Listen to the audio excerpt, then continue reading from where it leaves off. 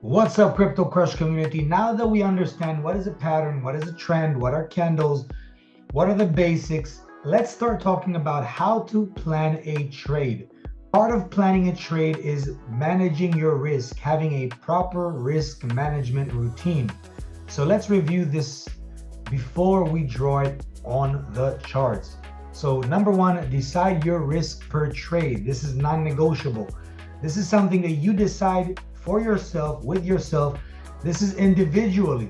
Yes, we have our narrative in the community, but everyone here is a different person. And we talk about these things as well constantly. You have to know who you are in order to be a successful trader. Trading will take your brutal qualities out and will have them present them to yourself. And you don't know how to manage yourself in extreme situations, you are going to have a hard time trading. The great benefit of trading is that you learn yourself and you learn how to control yourself and how to navigate yourself properly. You cannot lie to yourself, because if you lie to yourself, you're not going to answer the questions that you're asking yourself right. So, having said that, let's talk about risk management. Rule of thumb for day trading: 0.5% or 1% per trade. Aggressive pros might go 2% maximum, never more. Formula: risk per trade equals account size times the amount of risk that we're willing to take. So, if we're talking about a $10,000 account, the risk is 1%. This means the maximum loss I'm willing to take per trade will be $100. That's it. No matter how good the setup looks like, because remember, we are trading, we're not gambling.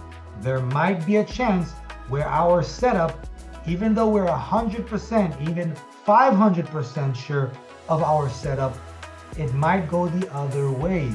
We cannot predict the future 100% of the time, and therefore we must activate stop losses and plan our trades with a proper stop loss. Decide your risk per trade. Define your stop loss first before entry. So this is not something that you define upon just calculating. When you build a trade, you want to respect the trend. Remember, we said the trend is your friend. The pattern is something that must be respected. So if we're looking at a zone that there's a lot of support or a lot of resistance, we want to use those areas as our stop losses or as our entries. If you don't know where you're wrong, you should not enter. Your stop should be below a structure, support, above a structure, a resistance, or outside the noise, not random. Okay, so you gotta plan properly and only then execute. Always use a risk to reward ratio. I like going for at least 1 to 2. If I can get a 1 to 3 or more, that is terrific. But never go with 1 for 1, no matter how good the setup looks like, because hey, you might just get it wrong. And if we're looking at the long term, you must have a very good success rate in order to not end up in a loss when you're trading with 1 per 1 ratio. But when we're trading on 1 to 2 win-loss ratio, then in the long term, even if I have a 60% or 70% winning rate, I'm still looking phenomenal and profitable over time, and I'm just having a great time trading. Now that we understand this, let's look at the charts. So let's look at this pattern right here and understand if this is a good place to enter a trade. So I'm looking back a little bit, I'm zooming out, and I understand that over here, I've got a strong support, right? It happened multiple times. 1, 2, 3. Now, if we're zooming out even further, we are clearly in an uptrend. So as I've said before, when I'm at uptrends, I like placing buy signals. I don't like going against the trend. Yes, you can find yourself profitable, but in my opinion, it's just harder to navigate, and you want to go with the trend. So in this trade right here, we're looking at it. The risk reward ratio is about 2, as you can see. Risk reward ratio is 2.3. We've got multiple supports at the bottom. 1, 2, almost to 3, but not yet. And then we've got here this one. So if I see this, right? If I see this when I'm going to trade, because again, we're looking at the charts and we're waiting for the proper setup.